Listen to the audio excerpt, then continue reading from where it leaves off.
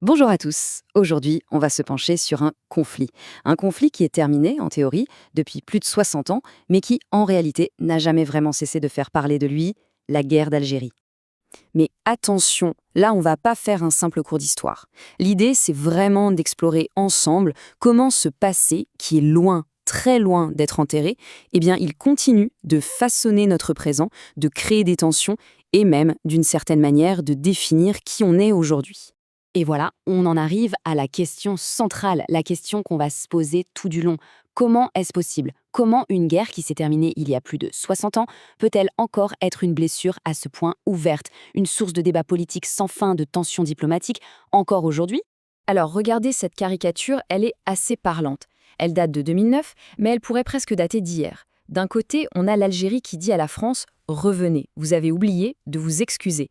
Ça résume parfaitement des décennies de tensions. D'un côté, une demande d'excuses officielles pour le passé colonial, et de l'autre, une France qui a beaucoup de mal à regarder cette période droit dans les yeux.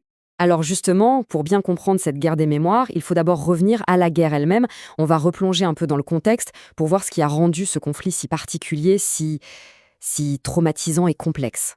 Il faut bien avoir ça en tête, la guerre d'Algérie, elle n'arrive pas de nulle part. Elle s'inscrit dans un immense mouvement mondial. On est après la Seconde Guerre mondiale, les grands empires européens sont en train de s'effondrer les uns après les autres. Un peu partout en Afrique, en Asie, les peuples colonisés réclament leur indépendance. Et ça se fait rarement en douceur.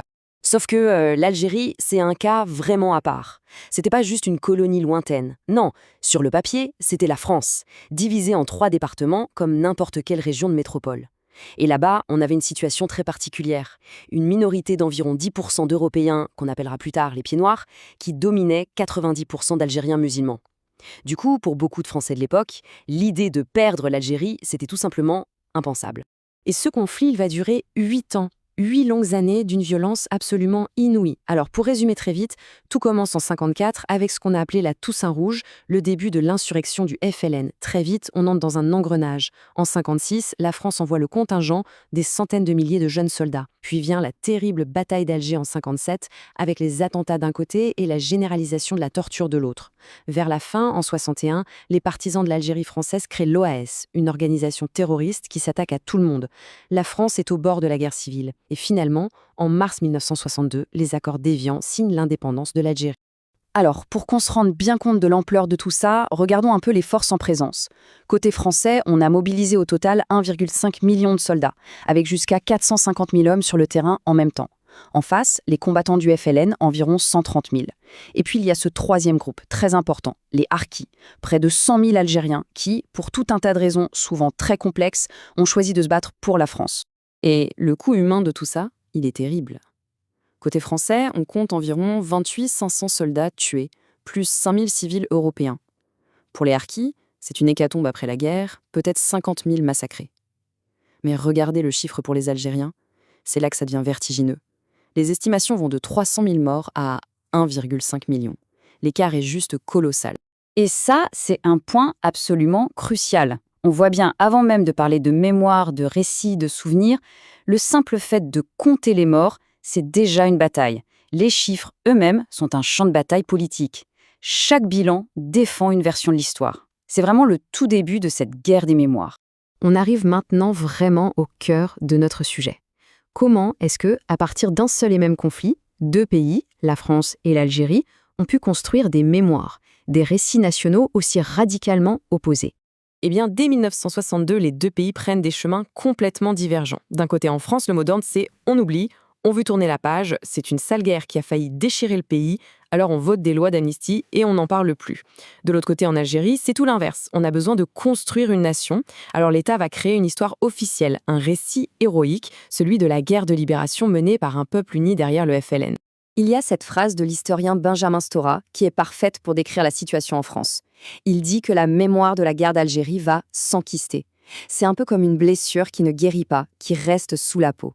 Et il la compare à une gorgone, ce monstre de la mythologie qu'on ne peut pas regarder en face sous peine d'être transformé en pierre. C'est une image très forte.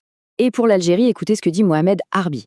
Ce qui est fascinant, c'est que Harbi, c'est un historien, mais c'est aussi un ancien membre du FLN.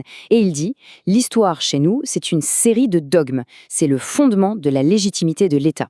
En clair, l'histoire n'est pas là pour dire la vérité, elle est là pour servir d'outil politique, pour justifier le pouvoir en place. Et ça nous montre que la guerre des mémoires, elle n'est pas seulement entre la France et l'Algérie, elle existe aussi à l'intérieur même de la société algérienne. Évidemment, en France, ce grand silence officiel, ça ne pouvait pas durer éternellement. Et à partir des années 70, tout ce qui avait été refoulé, caché sous le tapis, eh bien ça commence à ressortir. Lentement mais sûrement, le mur du silence commence à se fissurer. Et ce sont d'abord des individus courageux qui vont faire ce travail. Pas l'État, non. Des historiens, comme Pierre Vidal-Naquet. En 1972, il publie ce livre, La torture dans la République. Et là, il brise un tabou énorme. Il documente, preuve à l'appui, l'usage systématique de la torture par l'armée française. Le couvercle de l'oubli commence sérieusement à se soulever. La culture va aussi jouer un rôle immense. Le cinéma, par exemple. Prenons La bataille d'Alger, un film absolument culte. Il a été censuré en France pendant des années, mais il a quand même obligé les gens à voir la réalité de cette guerre. Et puis plus tard, dans les années 70, des films comme Avoir 20 ans dans les Aurès vont donner la parole à ceux qu'on n'avait jamais entendus, les jeunes soldats français, le contingent, qui racontent leur traumatisme. Et ce travail de mémoire par la culture, il continue. La bande dessinée, par exemple, a été très importante. La série de Jacques Ferrandez, c'est un travail monumental qui a permis à toute une nouvelle génération, qui n'a pas connu la guerre, de s'approprier cette histoire. C'est une histoire qui n'est plus en noir et blanc, mais pleine de nuances, qui montre comment des destins individuels ont été complètement brisés par la grande histoire. Mais surtout, ce réveil, il est porté par les voix de ceux qui avaient été réduits au silence. On a ce qu'on appelle des groupes de mémoire qui émergent. Il y a les Pieds Noirs qui cultivent la mémoire d'un paradis perdu. Il y a les enfants de Harki qui se battent pour la reconnaissance du sacrifice de leur père, abandonné par la France. Et puis, bien plus tard, il y a les anciens appelés, les jeunes soldats qui osent enfin parler de l'horreur qu'ils ont vécue et parfois commise. Bon, tout ça, c'est le passé. Mais aujourd'hui, qu'est-ce qu'il en reste? Comment est-ce que tous ces fils du passé continuent de tisser la toile, et elle est incroyablement complexe, des relations entre la France et l'Algérie? D'abord, il faut bien comprendre une chose. Ce lien, il est d'abord et avant tout humain. Il est dans les familles. Ces chiffres le montrent bien. En France, les descendants d'immigrés algériens forment le plus grand groupe d'origine non européenne. L'histoire de la guerre d'Algérie, c'est l'histoire de millions de familles françaises aujourd'hui. Les deux pays sont liés par le sang, c'est un fait. Et politiquement, ces tensions sont toujours là, bien réelles. D'un côté, l'Algérie qui refuse par exemple de rejoindre la francophonie et qui réclame encore et toujours des excuses officielles. De l'autre côté, la France qui a fait des gestes. En 1999, le président Chirac a enfin utilisé le mot « guerre ». Plus récemment, en 2018, Emmanuel Macron a reconnu la responsabilité de l'État dans la mort de Maurice Audin.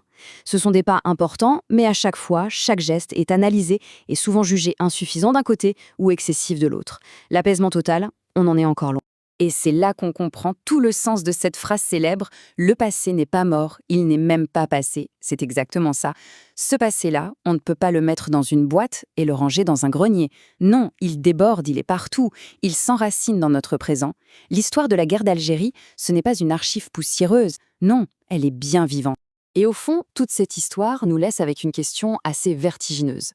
Si l'histoire, c'est le récit qu'une nation se raconte à elle-même pour savoir qui elle est, que se passe-t-il quand on n'arrive pas à se mettre d'accord sur la fin de l'histoire? Comment est-ce qu'on construit un avenir commun quand les récits du passé sont à ce point irréconciliables? C'est une question qui nous interroge sur ce qu'est l'histoire et sur notre capacité ou notre incapacité à écrire un jour une page commune tant que les blessures, elles, ne sont pas vraiment refermées.